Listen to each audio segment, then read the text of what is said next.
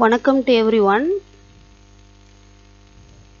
நம்ம already radio ஆக்டிவிட்டியில் 2 types படிச்சிருக்கோம். That is natural radioactivity and artificial radioactivity. Natural radioactivity அப்படின்னா எந்த ஒரு எக்ஸ்டர்னல் ஸ்டிமுலேஷனும் இல்லாமல் ஒரு radioactive substance alpha beta or gamma ரேடியேஷன்ஸை எமிட் பண்ணுச்சு அப்படின்னா அந்த ரேடியோ ஆக்டிவிட்டியை வந்து natural radioactivity or spontaneous அப்படின்னு சொல்லி சொல்கிறோம். That is nothing but the emission of alpha or beta or gamma radiations spontaneously அப்படின்னு சொல்லி சொல்கிறோம். இந்த நேச்சுரல் ரேடியோ ஆக்டிவிட்டிக்கு இன்வால்வ் ஆகிற சப்ஸ்டன்சஸ் பார்த்தீங்க அப்படின்னா அட்டாமிக் நம்பர் கிரேட்டர் தேன் 83 இருக்கிறது தான் இன்வால்வ் ஆகும் அப்படின்னு சொல்லி படிச்சிருக்கோம். அடுத்தது ஆர்டிஃபிஷியல் ரேடியோ ஆக்டிவிட்டியில் பார்த்தீங்க அப்படின்னா அட்டாமிக் நம்பர் லெஸ் தேன் 83 இருக்கிற ரேடியோ ஆக்டிவ் சப்ஸ்டன்ஸ் கூட ஆல்ஃபா பீட்டா ஆர் காமா அப்படிங்கிற அந்த ஹார்ம்ஃபுல் ரேடியேஷன்ஸை எமிட் பண்ணும் அப்படின்னு சொல்லி படிச்சிருக்கோம். இப்போ ஒரு ரேடியோ ஆக்டிவ் சப்ஸ்டன்ஸு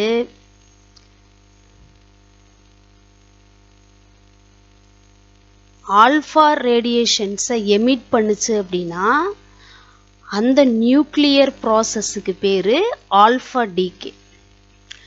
அதுவே ஒரு ரேடியோ ஆக்டிவ் சப்ஸ்டன்ஸ் வந்து பீட்டா ரேடியேஷன்ஸ் ஆர் பார்ட்டிக்கிளை எமிட் பண்ணுச்சு அப்படின்னா அந்த நியூக்ளியர் ரியாக்ஷனுக்கு பேர் பீட்டா டீகே. அதுவே ஒரு ரேடியோ ஆக்டிவ் சப்ஸ்டன்ஸ் டிஸ்இன்டகிரேஷனுக்கு இன்வால்வ் ஆகும்போது atomic number or mass number of that radioactive nucleusல எந்த சேஞ்சஸும் வராமல் ஒன்லி எனர்ஜி மட்டும் சேஞ்ச் ஆச்சு அப்படின்னா அதை வந்து காமா டீகே அப்படின்னு சொல்லி சொல்கிறோம்.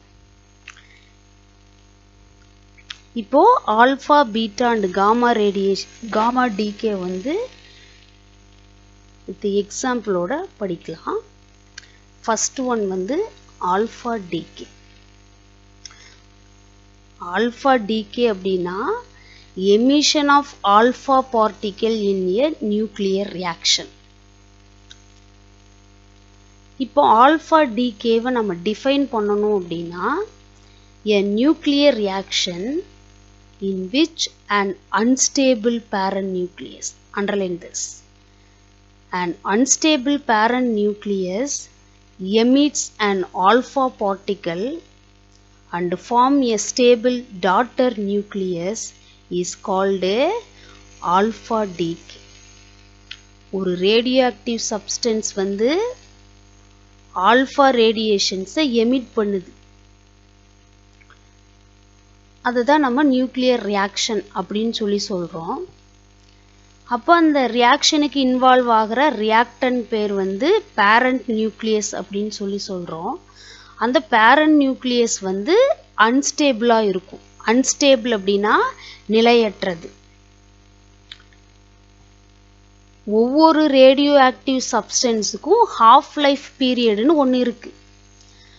After that half-life period of that specific radioactive substance, it goes to convert another stable nucleus.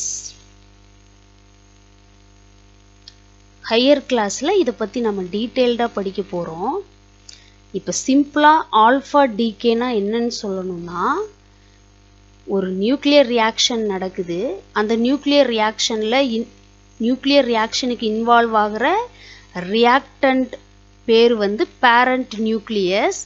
அது வந்துட்டு அன்ஸ்டேபிளாக இருக்கும். அந்த அன்ஸ்டேபிள் பேரண்ட் நியூக்ளியஸ் ஆல்ஃபா பார்ட்டிக்கிளை எமிட் பண்ணிட்டு இன்னொரு நியூக்ளியஸாக ஃபார்ம் ஆகும். அதை தான் டாட்டர் நியூக்ளியஸ்ன்னு சொல்கிறோம். அந்த டாட்டர் நியூக்ளியஸ் வந்து ஸ்டேபிளாக இருக்கும். அன்ஸ்டேபிள் நியூக்ளியஸ் வந்து ஸ்பான்டேனியஸாகவே இன்னொரு நியூக்ளியஸா கன்வெர்ட் ஆகும்.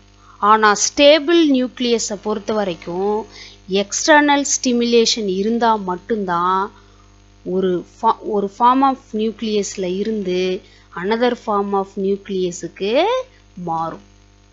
ஒரு விஷயம் நம்ம மைண்ட்ல வச்சுக்கணும், பேரண்ட் நியூக்ளியஸ்ங்கிறது அன்ஸ்டேபிள் அண்ட் டாட்டர் நியூக்ளியஸ் அப்படிங்கிறது ஸ்டேபிள். பேரண்ட் நியூக்ளியஸ்ங்கிறது ரியாக்டன்ட், டாட்டர் நியூக்ளியஸ்ங்கிறது ப்ராடக்ட். எக்ஸாம்பிளுக்கு பார்த்தோம் அப்படின்னா 92 யுரேனியம் 238 அப்படிங்கிற யுரேனியம் நியூக்ளியஸ் இப்போ ஆல்ஃபா டிகே ப்ராசஸ்க்கு இன்வால்வ் ஆக போகுது. என்னன்னு படிச்சிருக்கோம், ஒரு ரேடியோ ஆக்டிவ் நியூக்ளியஸ் ஆல்ஃபா ரேடியேஷன்ஸை எமிட் பண்ணுச்சுன்னா அந்த நியூக்ளியர் ப்ராசஸுக்கு பேரு ஆல்ஃபா டிகே. இப்போ யுரேனியம் 238ங்கிற radioactive uranium nucleus alpha பார்ட்டிக்கிளை எமிட் பண்ணிருச்சு. இந்த ஆல்ஃபா பார்ட்டிக்கிள்ங்கிறது யாரு அப்படின்னா that is nothing but helium nucleus. இப்போ நம்ம எப்படி இந்த ரியாக்ஷனை பேலன்ஸ் பண்றது அப்படின்னா 92 அப்படின்றது atomic number of uranium nucleus, 238 அப்படிங்கிறது mass number of that uranium isotope or நியூக்ளியஸ்னு சொல்லிக்கலாம். இப்போ ஹீலியம் நியூக்ளியஸை எமிட் பண்ணதுனால, இந்த யுரேனியம் ஆல்ஃபா பார்ட்டிக்கிளை எமிட் பண்ணதுனால இந்த பேரண்ட் நியூக்ளியஸில் அட்டாமிக் நம்பர் 2 குறைஞ்சிருச்சு. அதே மாதிரி மாஸ் நம்பர் 4 டிக்ரீஸ் ஆயிடுச்சு. இப்போ ரியாக்ஷன் எப்படி பேலன்ஸ் பண்ணுறதுனா, ப்ராடக்ட்ஸோட அட்டாமிக் நம்பரை ஆட் பண்ணணும். அப்போ 90 + 2 யாரு 92. அதே மாதிரி மாஸ் நம்பரை பேலன்ஸ் பண்ணணும். 234 + 4 அப்படிங்கிறது 238. அப்போது இந்த 238ங்கிற யுரேனியம் நியூக்ளியஸு ஆல்ஃபா பார்ட்டிக்கிளை எமிட் பண்ணிட்டு தோரியம் நியூக்ளியஸாக மாறிடுச்சு. அதைத்தான் நான் இங்கே ரெப்ரசன்ட் பண்ணியிருக்கேன் கிளியரா. இந்த ரியாக்ஷனில் பார்த்தீங்க அப்படின்னா 92 யுரேனியம் 238ங்கிறது parent nucleus, that is unstable, that only reactant.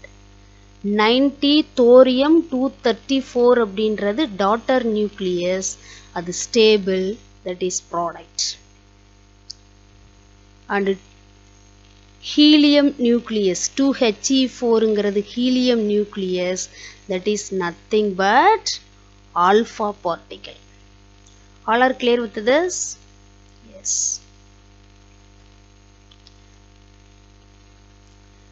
Some additional information here.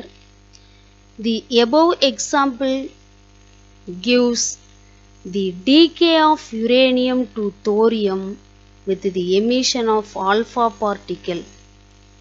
From this we can clear that, underline, in alpha decay atomic number decreases by 2, that is represented by Z of the parent nucleus, and mass number decreases by 4, that is represented A of the parent nucleus. Alpha டிகேல atomic number 2 குறையும், mass number 4 குறையும் அப்படின்னு ஞாபகம் வச்சுக்கணும். அடுத்து நம்ம தெரிஞ்சுக்க போற விஷயம் பீட்டா டிகே. நான் ஆல்ரெடி இன்ட்ரோடக்ஷன்லயே சொல்லியிருக்கேன், ஒரு ரேடியோ ஆக்டிவ் சப்ஸ்டன்ஸு நியூக்ளியர் ரியாக்ஷனுக்கு இன்வால்வ் ஆகும்போது ஆல்ஃபா ரேவை எமிட் பண்ணுச்சுன்னா அது ஆல்ஃபா டிகே ப்ராசஸ். அதுவே பீட்டா ரேடியேஷன்ஸை எமிட் பண்ணுச்சுன்னா that is beta decay. Beta decay emission of beta particles in a nuclear reaction தான் சிம்பிளா பீட்டா டிகேன்னு சொல்றது. எப்படி டிஃபைன் பண்றது? A nuclear reaction in which an unstable parent nucleus emits a beta particle and forms a stable daughter nucleus is called a beta decay. Already alpha decay la the parent stable unstable daughter nucleus பத்தி நான் ரொம்ப டீப்பா discuss பண்ணியிருக்கேன். அதனால இதுக்கு ரொம்ப depth discussion தேவையில்லைன்னு நினைக்கிறேன் இல்லையா? பீட்டா டிகேங்கிறது யாரு? That is nothing but emission of beta particle in a nuclear reaction.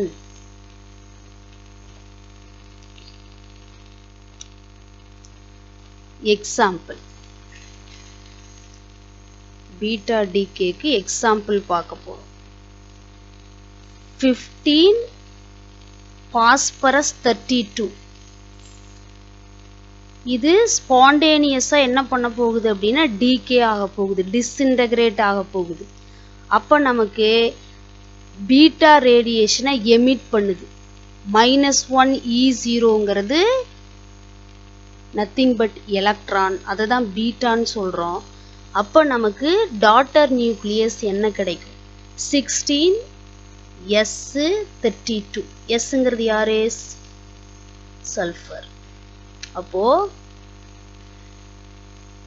15 phosphorus 32ங்கிற parent nucleus unstable nucleus beta decay ப்ராசஸ்க்கு இன்வால்வ் ஆகி 16S32 அப்படிங்கிற ஸ்டேபிள் டாட்டர் நியூக்ளியஸை ஃபார்ம் பண்ணுது.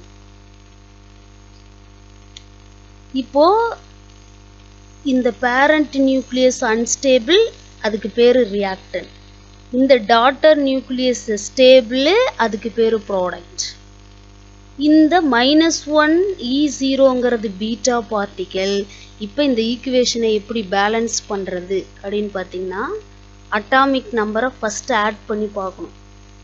ரியாக்டண்டோட அட்டாமிக் நம்பரையும் ப்ராடக்ட்ஸோட அட்டாமிக் நம்பரையும் பேலன்ஸ் பண்ணணும். அப்போ ரியாக்டன்ட்ல அட்டாமிக் நம்பர் 15, ப்ராடக்ட்ஸ்ல பார்த்தீங்கன்னா 16 - 1 is equal to 15. Mass number balance பண்ணும் பொழுது ரியாக்டண்டோட மாஸ் நம்பர் 32, ப்ராடக்டோட mass number 32 + 0 that is equal to 32. அப்போ ஈக்குவேஷன் பேலன்ஸ் ஆயிடுச்சு. Let's move. In a nuclear reaction, the element formed as the product nucleus. Underline this. இந்த beta decay ப்ராசஸ்க்கு involve ஆகிற அந்த ரியாக்ஷன்ல பார்த்தீங்கன்னா elements formed as the product nucleus, அதான் டாட்டர்னு நம்ம படிச்சிருக்கோம். The product nucleus is identified by the atomic number. நம்ம படிச்ச முதையே இந்த பீட்டா டிகேவை பொறுத்த வரைக்கும் மாஸ் நம்பர்ல எந்த சேஞ்சஸும் இல்லை, அட்டாமிக் நம்பர் மட்டும்தான் என்ன ஆகுது? சேஞ்ச் ஆகுது. அதனால இந்த பீட்டா டிகே ப்ராசஸ்ல ப்ராடக்ட் நியூக்ளியஸ், தட் மீன்ஸ் அந்த டாட்டர் நியூக்ளியஸ் அட்டாமிக் நம்பரை வச்சு தான் ஐடென்டிஃபை பண்றோமே தவிர not by the mass number. ஏன்னா மாஸ் நம்பர் சேஞ்ச் ஆகிறது இல்லை. Because in beta decay there is no change in a mass number,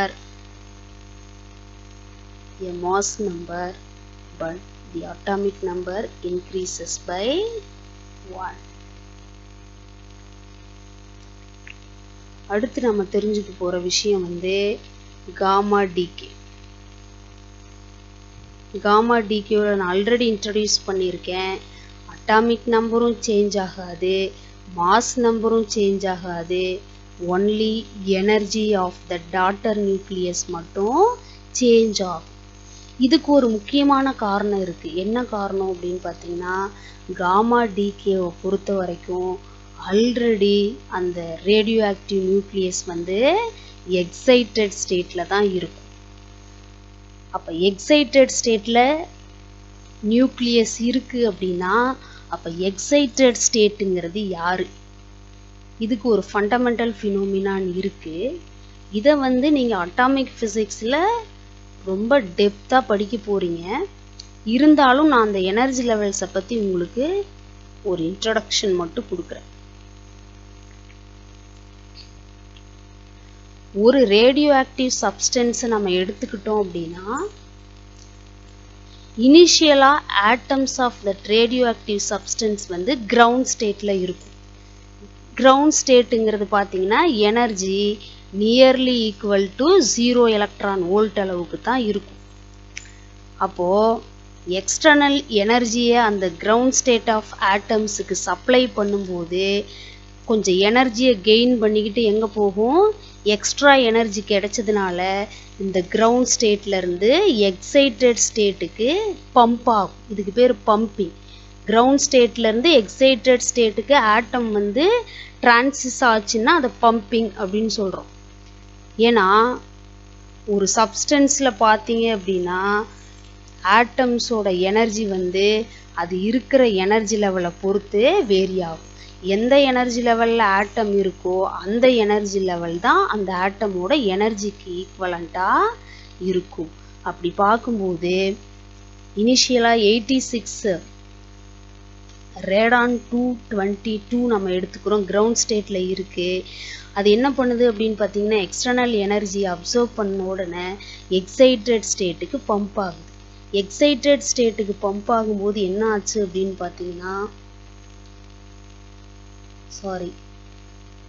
gamma டிகேவில் பார்த்தீங்கன்னா இனிஷியலாகவே நியூக்ளியஸ் ரேடியோ ஆக்டிவ் நியூக்ளியஸ் வந்து எக்ஸைட்டட் ஸ்டேட்டில் இருக்குதுன்னு நம்ம படிச்சிருக்கோம். அப்போ இங்கே எக்ஸாம்பிளுக்கு பார்த்தீங்கன்னா 88 ரேடியம் 226 எடுத்துக்கிறோம். எக்ஸைட்டட் ஸ்டேட்டை பொறுத்த வரைக்கும் ஆட்டம்ஸ் வந்து 10⁻⁻8 செகண்ட்ஸ் மட்டும்தான் அங்கே ஸ்டே பண்ணும். ஆஃப்டர் த 10⁻⁻8 செகண்ட்ஸு அந்த எக்ஸைட்டட் ஸ்டேட்டில் இருக்கிற நியூக்ளியஸ் வந்து மெட்டாஸ்டேபிள் ஸ்டேட்டுக்கு டிரான்சிஸ் ஆகும், ஜம்ப் ஆகும். மெட்டாஸ்டேபிள் ஸ்டேட்டுக்கு ஜம்ப் ஆன உடனே என்ன பண்ணும் அப்படின்னா தாங்கிட்ட இருக்கிற கொஞ்சம் எனர்ஜியை எமிட் பண்ணுது. அது ஆல்ஃபா ரே வடிவத்தில் எமிட் பண்ணுது. இப்போ எக்ஸைட்டட் ஸ்டேட்லேருந்து மெட்டாஸ்டேபிள் ஸ்டேட்டுக்கு ஜம்ப் ஆன உடனே ஆல்ஃபா பார்ட்டிக்கல் எமிட் ஆகிருக்கு. அப்போ ஆல்ஃபா பார்ட்டிக்கல் எமிட் ஆகிருக்கு அப்படின்னா என்ன பண்ணும், இந்த பேரன் நியூக்ளியஸில் அட்டாமிக் நம்பர் 2 ரெடியூஸ் ஆகிருக்கும், மாஸ் நம்பர் 4 ரெடியூஸ் ஆகிருக்கும். அப்போ 88 - 2னா 86, 226 - 4 அப்படின்னா 222. இங்கே ஸ்டார் போட்டிருக்கோம் அப்படின்னா என்ன அர்த்தம்னா தட் இஸ் அன்ஸ்டேபிள். நியூக்ளியர் ரியாக்ஷனில் பார்த்தீங்க அப்படின்னா எக்ஸைட்டட் ஸ்டேட்டில் இருக்கிற நியூக்ளியஸ் வந்து மெட்டாஸ்டேபிள் ஸ்டேட்டுக்கு ஜம்ப் ஆகும்போது ஆல்ஃபா டிகேவுக்கு இன்வால்வ் ஆகுது. அப்போ ரேடியம் வந்து நமக்கு ரேடானாக மாறுது, தட் இஸ் அன்ஸ்டேபிள். இன்னொரு விஷயம் நம்ம தெரிஞ்சுக்க வேண்டியது என்ன இருக்குது அப்படின்னா இந்த மெட்டாஸ்டேபிள் ஸ்டேட்டில் வந்து ஆட்டம்ஸோட லைஃப் டைம் பார்த்தீங்கன்னா 10⁻³ செகண்ட்ஸ். 10⁻³ செகண்ட்ஸுக்கு அப்புறம் ஆட்டோமேட்டிக்காகவே அந்த நியூக்ளியஸ் வந்து என்ன பண்ணும், கிரவுண்ட் ஸ்டேட்டுக்கு ஜம்ப் ஆகும். கிரவுண்ட் ஸ்டேட்டுக்கு ஜம்ப் ஆகும்போது தாங்கிட்ட இருக்கிற எல்லா எனர்ஜியை எமிட் பண்ணிவிட்டு மறுபடியும் பழைய எனர்ஜி அதுக்கு கிடச்சிருக்கும். எனர்ஜி மட்டும் எமிட் ஆகிருக்கு, அது வந்து காமா ரே வடிவத்தில் எமிட் ஆகிருக்கு. மீதி இருக்கிறது யார் அப்படின்னு பார்த்தீங்கன்னா 86 ரேடான் 226. இது வந்துட்டு ஃபண்டமெண்டல் ஐடியா. காமா டிகேவில் இனிஷியலாகவே ரேடியோ ஆக்டிவ் நியூக்ளியஸ் எக்ஸைட்டட் ஸ்டேட்டில் இருக்கும். 10⁻⁻8 செகண்ட்ஸுக்கு அப்புறம் மெட்டாஸ்டேபிள் ஸ்டேட்டுக்கு ஜம்ப் ஆகும். அப்படி ஜம்ப் ஆகும்போது ஆல்ஃபா டிகேவுக்கு இன்வால்வ் ஆகும். அப்போ அட்டாமிக் நம்பர் 2 ரெடியூஸ் ஆகும், மாஸ் நம்பர் 4 ரெடியூஸ் ஆகும்.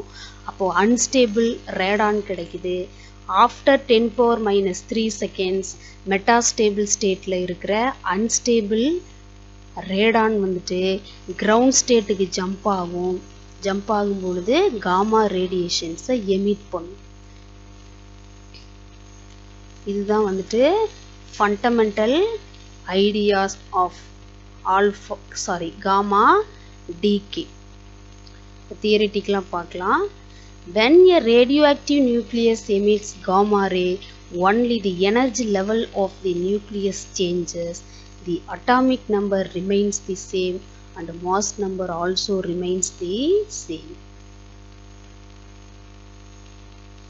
See one thing, during alpha or beta decay, the daughter nucleus is mostly in the excited state. Underline this. அதனால தான் இங்கே எக்ஸாம்பிளில் பார்த்தீங்கன்னா ரேடியம் வந்து எங்கே இருக்குது, 88 ரேடியம் 226ங்கிறது எக்ஸைட்டட் ஸ்டேட்டில் இருக்குது. Then it comes to ground state with the emission of gamma rays.